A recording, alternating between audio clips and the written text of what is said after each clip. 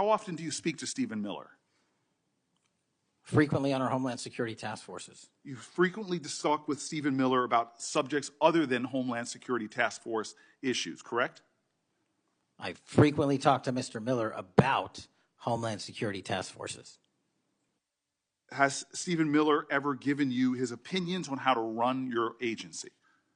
Mr. Miller's interagency operations are invaluable to the FBI. That's what we talk about. So you frequently discuss your job and your responsibilities with Stephen Miller and Pam Bondi, I imagine, as well. Absolutely. She's the Attorney General. Understood. Okay. Donald Trump promised to make us all safer. You have pushed out senior FBI agents with decades of knowledge and experience. In fact, this is the first time in FBI history that neither the director nor the deputy director have any experience with the FBI.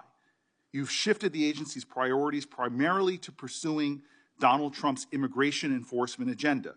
According to ICE data, the Cato Institute, which is a conservative think tank, found that 20% of all agents have been diverted from their work to assist ICE immigration enforcement. 20%. Part of this operation is the work of mass law enforcement who jump out of cars, snatch people off streets at churches, schools, and their jobs and hospitals. Have there been any FBI agents who investigate crimes against children that have been assigned to immigration enforcement, yes or no? The premise of what you say is entirely false. Have there been any FBI agents who investigate no. foreign domestic terrorism? You don't get to say America is not safer under this leadership. I am not saying America that. is safer because of the work of the FBI. You're making a presumption of premise. 4,700 children. Sir, we have seized 6,000 weapons and 23,000 violent felons have been arrested. FBI agents who investigate human trafficking have been reassigned to immigration enforcement. You are not denying that FBI agents who are on the task force that fight against Russian oligarchs have not been reassigned. Public Correction Squad, reassigned. People who defend us, defend children, reassigned. You're not denying that. I've seen you time and time again attack my colleagues' premises of questions as a way to not answer the question. So let me end with this. I believe you have made our country weaker and less safe. I believe that we are more vulnerable to a major event, and I pray to God it doesn't happen. You've gutted the Bureau of Institutional Knowledge and Expertise. You fired or pushed out seasoned FBI officials, many with more than 20 years of experience, and were working on cases that were critical.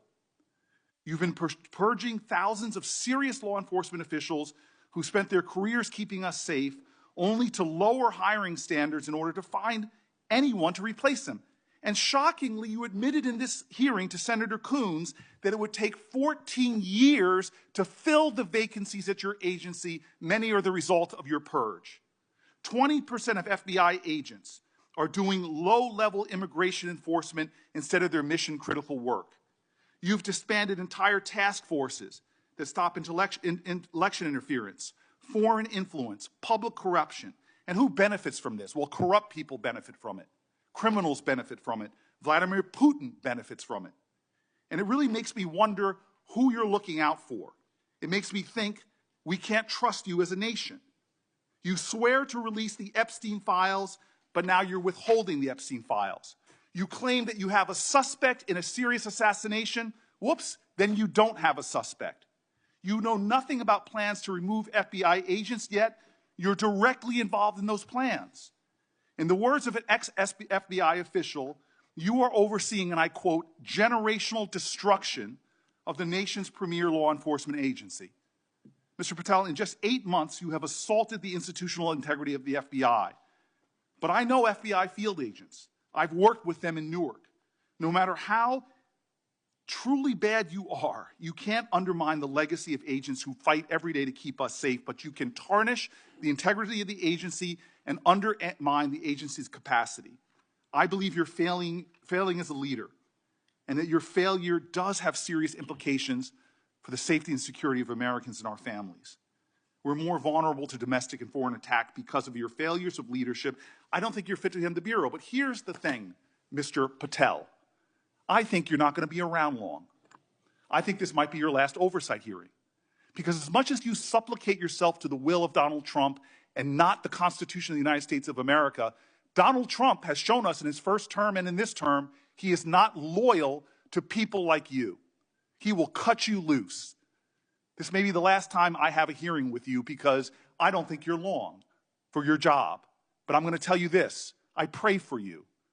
I pray for you that you can step up and defend your oath, defend the Constitution, and do a much better job of defending this country. Thank you, Mr. Chairman. Do you want to say anything? Yes, at sir. this point? That rant of false information does not bring this country together. If you want to work on bringing this country, it's my time, not yours. My God. If you want to talk about dividing this country, it is I my follow time. you on your social media posts that It is tear my this country time apart. to There address should be a your unifying- falsehoods. Oh, You are an you can try embarrassment all to the you division want in this country. to not Senator, take it is responsibility my time. for what You you had have your said. time. Sir, you're Your making time a is mockery of this over. committee. Sir, you don't tell me my time is over. You The know how people far of New we've Jersey come tell me since what my you time tell- is. Senator, You can't lecture me. You can tell me Sir, my you time's have- over? You may be the charge of the I'm not FBI, going anywhere. but I am not afraid of you, sir. Mr. Chairman, Not afraid of you. Mr. Chairman, point of order. Senator Booker, I announced at the beginning of this meeting that this back and forth talking over each other doesn't work. And I said if that happened, I asked Patel not to respond, and I was going to give him some time after the senator's time was up to respond. And he has the privilege to do that uninterrupted. Mr. So Chairman, go, one point of go order. ahead, Mr. I've Patel. watched him talk over us, and you've never once criticized him for us not even being able to get our questions out. Well, He has been rude and disrespectful to senator after senator. And when the senators were not giving him a chance to answer, I didn't stop the senator either. Go ahead, Senator. Thank you, Mr. Chairman. If the FBI, under my 7-month leadership, were failing this administration in this country, why do we have 23,000 violent felons arrested this year alone? A double increase from that time last year. Why is it that we have seized 6,000 weapons? Why have we found 1,500 child predators and arrested them? Why have we 300 human traffickers in jail? Why have we found and identified 4,700 children? Why have we seized 1,600 kilograms of fentanyl, enough to kill a third of the American public, a 25% increase alone from last year? 88,000 kilograms of cocaine seized, 7,000 kilograms of meth seized, and that's just on our criminal operations in summer heat. How is it possible that we are taking 8 kilograms off the streets of the cities in New Jersey and preventing the deaths of 607,000 people this year alone, a failure of the FBI and my leadership? How is it that we have counterintelligence arrests already this year exceeding the numbers from the entirety of last year? 33% increase in PRC, 83% in Russia, 60% in the CI space as it relates to Iran, and we haven't even talked about CT, the southern border, the northern border.